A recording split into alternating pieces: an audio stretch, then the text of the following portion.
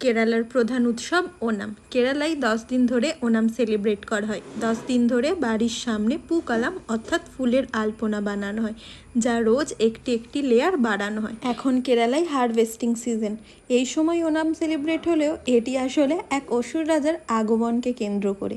অসুর রাজা বলি বা মহাবলী, তিনি অসুরকুল থেকে হলেও তিনি ছিলেন মহান দানী ও শ্রীবিষ্ণুর পরম ভক্ত।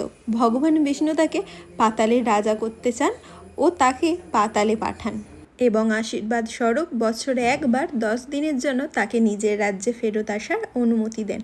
ওনামের এই 10 দিন হলো সেই 10 দিন যখন মহারাজা বলি তার নিজের রাজ্যে বেড়াতে আসেন। এই 10 দিন ধরে সম্পূর্ণ কেরালায় নানা রকম উৎসব অনুষ্ঠান হয়।